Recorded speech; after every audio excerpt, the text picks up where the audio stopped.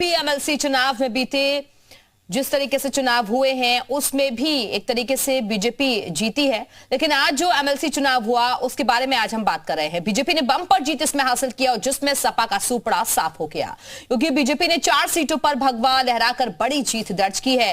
वहीं एक सीट पर निर्दलीय उम्मीदवार ने कब्जा जमाया। चुनाव परिणाम के बाद सीएम योगी ने सभी प्रत्याशियों को जीत की बधाई दी और वहीं सपा का सूपड़ा साफ होने के बाद पार्टी में हाहाकार मचा है। हार के बाद सपा प्रमुख अखिलेश यादव ने वही पुराना राग अलापना भी शुरू कर दिया। अखिलेश यादव ने बीजेपी पर बेईमानी का आरोप लगाया। आज यूपी मांगे उत्तर में इसी मुद्दे पर बहस करेंगे। आखिर अखिलेश हार पर वही पुराना राग क्यों गाने लगते हैं? बहस की शुरुआत करने से पहले एक रिपोर्ट आपको दिखाते हैं।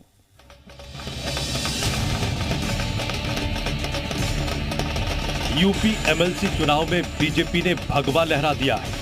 इस चुनाव में बीजेपी ने क्लीन स्वीप कर सपा को एक बार फिर से अपनी मजबूती का एहसास करा दिया। बीजेपी ने 5 में से 4 सीटों पर कब्जा कर लिया, जबकि एक सीट पर निर्दलीय कैंडिडेट को जीत मिली। सबसे बड़ा झटका समाजवादी पार्टी को लगा, जिसे एक भी सीट पर जीत नहीं मिल पाई, जिसके बाद सपा का विधान परिषद में विपक्ष की कुर्सी पाने का सपना अधूरा रह गया है। एमएलसी चुनाव में सपा की करारी हार के बाद अब बीजेपी को सपा पर हमला करने का एक और मौका मिल गया है। यूपी के डिप्टी सीएम केशव प्रसाद मौर्य ने सपा पर निशाना साधा। उन्होंने बीजेपी कैंडिडेट्स को जीत की बधाई दी। वहीं सपा पर हमला बोलते हुए कहा कि गुंडागर्दी करने वाली सपा अब समाप्तवादी पार्टी बनेगी। समाजवादी पार्टी का सूपड़ा पूरी तरह से साफ हो गया है।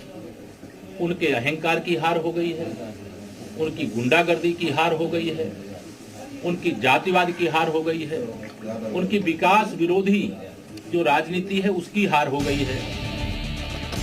ये चुनाव कई मायनों में अहम रहे, जहां बीजेपी ने भगवा लहराकर ये साबित कर दिया कि यूपी में योगी सरकार मजबूत है।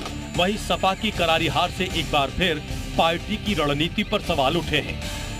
एमएलसी का चुनाव था, उसमें भी आपने देखा कि जिलाधिकारी और कप्तान दोनों मिलकर के चुनाव लड़ रहे थे, पूरा प्रशासन लगा था। विधान परिषद में विपक्ष की कुर्सी भी सपा के हाथ से चली गई है। उत्तर प्रदेश में हुए एमएलसी चुनाव में बीजेपी ने 5 सीटों में से 4 सीटों पर कब्जा कर लिया। समाजवादी पार्टी अपना खाता भी नहीं खोल पाई। ऐसे में एमएलसी चुनाव में बीजेपी ने अपना पूरा दमखम अब चुनावी नतीजे में दिखाकर उत्तर प्रदेश में होने वाले निकाय चुनाव को लेकर अपने कार्यकर्ताओं का मनोबल भी बढ़ा दिया है। सपा सहित तमाम दल चुनाव परिणामों के बाद ईवीएम का मुद्दा जोर शोर से उठाते हैं, लेकिन यूपी के इस एमएलसी चुनाव के बाद शायद विपक्ष के मुंह पर ताला लग जाए, क्योंकि ये चुनाव बैलेट पेपर के जरिए हुआ था और बीजेपी ने इस चुनाव में भी अपनी बादशाहत कायम कर विपक्ष को धराशायी कर दिया। ब्यूरो रिपोर्ट, जी मीडिया। तो रिपोर्ट आपने देखी। अब चुनाव नतीजे के बाद अखिलेश यादव ने क्या कहा, सुनवाते हैं आपको। भारतीय जनता पार्टी बेईमानी कर ले और बेईमानी के लिए बधाई एक दूसरे को दें। ये कोई पहला चुनाव उत्तर प्रदेश नहीं देख रहा है। इससे पहले भी चुनाव आपने देखे होंगे, जिसमें जिला पंचायत का आपने देखा कैसे भागते रहे, जिला पंचायत सदस्यों की कीमत लगती रही। ब्लॉक प्रमुखी का चुनाव देखा, जहां पर्चे तक नहीं भरने दिए। बगल का जिला लखीमपुर, जहां महिलाओं के साथ क्या व्यवहार हुआ था। उसके बाद एमएलसी का चुनाव था, उसमें भी आपने देखा कि जिलाधिकारी और कप्तान दोनों मिलकर के चुनाव लड़ रहे थे, पूरा प्रशासन लगा था। तो हार पर वही पुराना राग अलापा जा रहा है और सुना आपने अखिलेश यादव को भी। लेकिन आज की डिबेट में जो हम सवाल उठाने जा रहे हैं वो बड़े सवाल भी आपको बता देते हैं कि कौन कौन से हम अपने खास मेहमानों से पूछेंगे। हार पर सपा में हाहाकार मचा हुआ है। सवाल ये कि ईवीएम पर सवाल तो बैलेट पेपर ने जवाब दे दिया है, क्योंकि बार बार ईवीएम को लेकर सवाल खड़े करते थे, लेकिन इस बार का ये एमएलसी चुनाव तो बैलेट पेपर पर हुआ। फिर ऐसे में कैसे हार हो गई? उधर बीजेपी पर बेईमानी का आरोप क्यों लगाया जा रहा है और हारेंगे तो प्रशासन को क्या कोसेंगे? हार की बौखलाहट में सरकार पर आरोप लगाए जा रहे हैं और इन्हीं मुद्दों पर चर्चा करने के लिए इस वक्त खास मेहमान भी हमारे साथ जुड़ गए हैं, उनका तारुफ आपसे करवाते हैं। डॉक्टर अभिषेक राय, समाजवादी पार्टी के प्रवक्ता हमारे साथ जुड़े हुए हैं। हीरो वाजपेयी जी, बीजेपी प्रवक्ता हमारे साथ जुड़ गए हैं। राघवेंद्र सिंह जी जुड़े हुए हैं राजनीतिक विशेषज्ञ के तौर पर, और पंकज सिंह जी राजनीतिक विशेषज्ञ हमारे साथ मौजूद हैं। बहुत बहुत स्वागत है आप सभी का। लेकिन चर्चा की शुरुआत सबसे पहले हीरो वाजपेयी जी मैं आपके साथ ही करना चाहूंगी। पहला सवाल तो ये कि बीजेपी इस जीत को किस तरीके से देख रही है, क्योंकि अखिलेश यादव तो कह रहे हैं कि ये बेईमानी की बधाई दे रहे हैं आप लोग एक दूसरे को। देखिए, मुझे लगता है कि जनता के द्वारा दिए गए मैंडेट का ये अपमान है। आप कहीं जीत जाएं तो आप जीते हैं, और आप कहीं हार जाएं तो कभी आप कहेंगे कि बैलेट पेपर से होना चाहिए था, ईवीएम खराब थी, और आज बैलेट पेपर से हार गए तो डीएम और एसपी ने हरा दिया।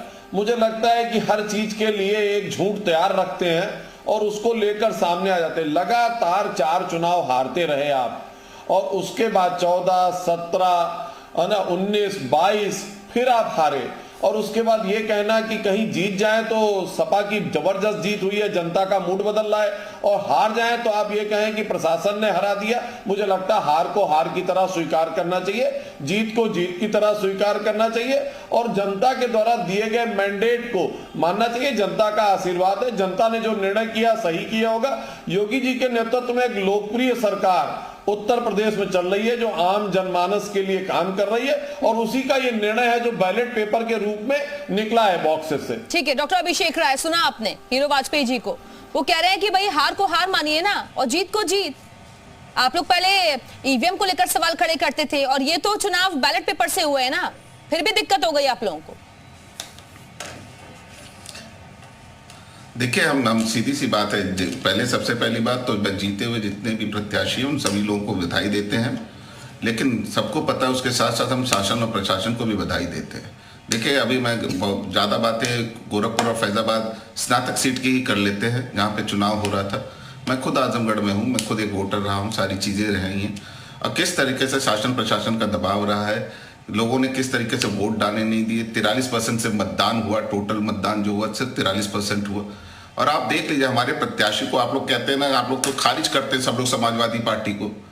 हम लोग ने वहां पे भी 35,000 वोट, जब शासन प्रशासन ने नहीं पढ़ने दिए तो भी हम 34-35,000 वोट पाए हैं, और जीते हुए कैंडिडेट ने 52,000 वोट पाए, जिसके साथ पूरा शासन प्रशासन हमला सब खड़ा हुआ। ये प्रशासन जो है वो तो हर जगह एक जैसा सही है ना। तो आप मैनपुरी में जीते, खतौली में जीते, वहां आपको नहीं दिखाई दिया कि प्रशासन ने चुनाव आप लोगों को जितवा दिया? वहां आपको नहीं ऐसा नजर आया? और वहां कोई बेईमानी नहीं हुई?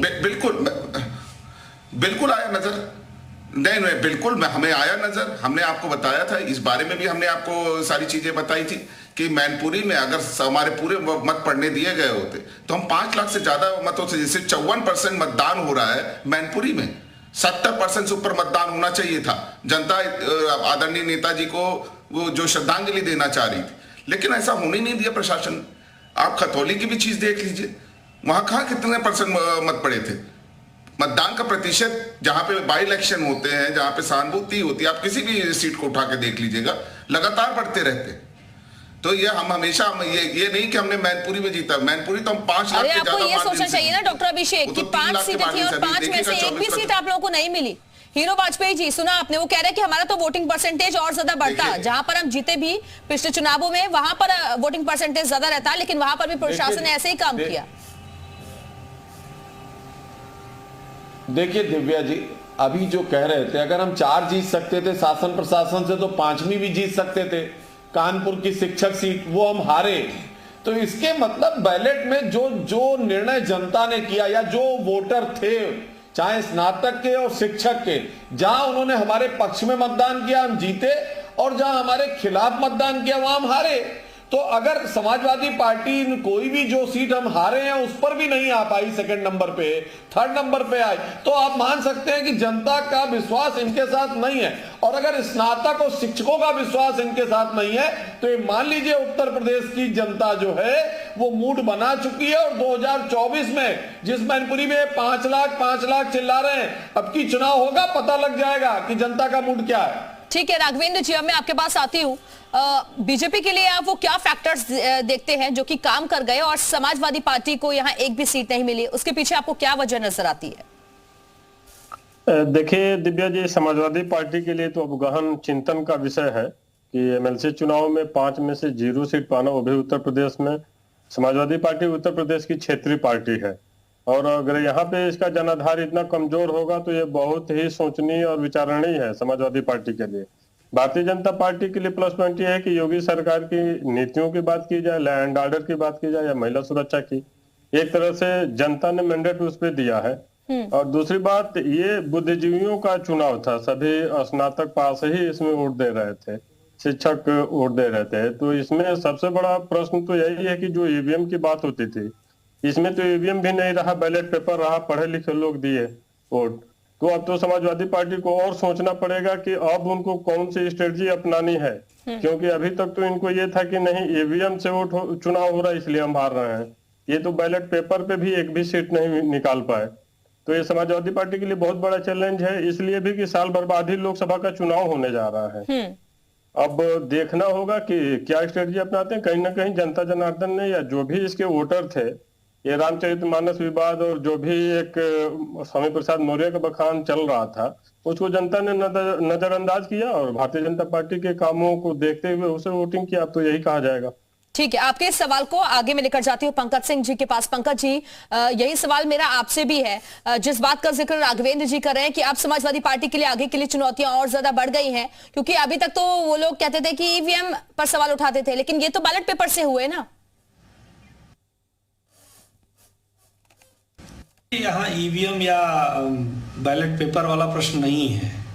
ये अपने आप को समझाने के लिए आप कोई भी बहाने गढ़ लीजिए। मैं अभी अखिलेश जी का बयान सुन रहा था इसके पहले, तो बड़ा हास्यास्पद सा लगा कि इतनी बड़ी क्षेत्रीय पार्टी का नेता जो है वो इस तरीके के बयान दे रहा है। अपने कार्यकर्ताओं का मनोबल जो थोड़ा बहुत बढ़ा था उनका मैनपुरी और खतौली के बाद, वो फिर एक तरीके से पीछे चला गया।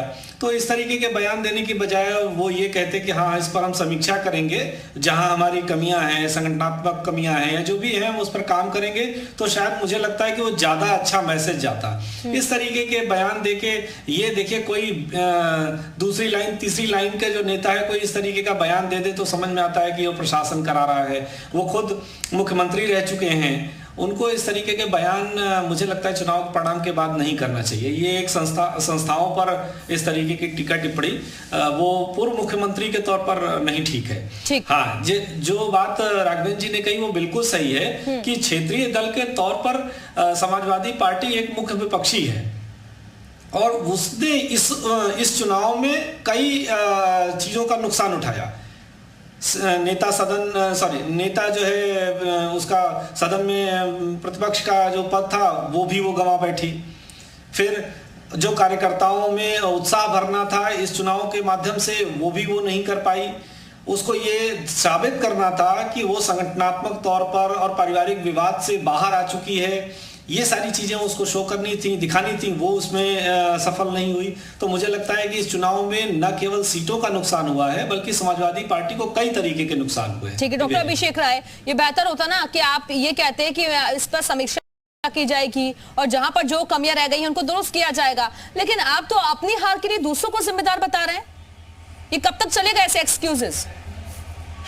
दिव्या जी देखिए, दिव्या जी को हम कोई एक्सक्यूजेस नहीं बना रहे हैं। हार पे समीक्षा होती है, हर जीत पे भी समीक्षा होती है, हार पे भी समीक्षा होती है। हमारी पार्टी की इंटरनल मीटिंग उसकी समीक्षा होगी, वो सारी चीजें होंगी। हम जब जीते थे तब भी हमने समीक्षा की थी, अब हम हारे हैं उसकी भी हम समीक्षा कर रहे हैं। 77 सीटें हमने यूपी विधानसभा में 2500 के कम मार्जिन से हारी। और अगर शासन प्रशासन जो बार बार हम ये बात कह रहे हैं, आप बताइए 54 वोट से अगर कोई कैंडिडेट जीतता वहाँ रिकाउंटिंग नहीं होती है, 294 वोट से कोई कैंडिडेट जीतता हुआ रिकाउंटिंग नहीं होती, तो आप इसको क्या मानेंगे? और जहां 8000 9000 का मार्जिन होता है वहां पे 3 घंटे के लिए सारी घोषणाएं बंद कर दी जाती, रिकाउंटिंग होती है और वो सीट क्या कहते हैं फाइनली बीजेपी जीत जाती। तो ये किसकी मिली भगत है? खुलेआम है, ये सारी चीजें खुलेआम है। आप लोग तो पत्रकार बंधु हैं, आप लोग से ज्यादा अच्छा कौन जानता है? तो हम उस बात पे ऑब्जेक्शन उठाते हैं कि भाई ठीक है, हमने समीक्षा तो हमें करनी है, हमें और मजबूत होना होगा। ये हम बिल्कुल जानते हैं कि हमारी लड़ाई भारतीय जनता पार्टी से, जो सिर्फ चुनाव के लिए लड़ती, वो जनता के लिए नहीं लड़ती। नहीं तो ये महंगाई को आपके सवाल का जवाब आगे में ही वाजपेयी जी से लूंगी कि क्या ये जनता की लड़ाई नहीं थी?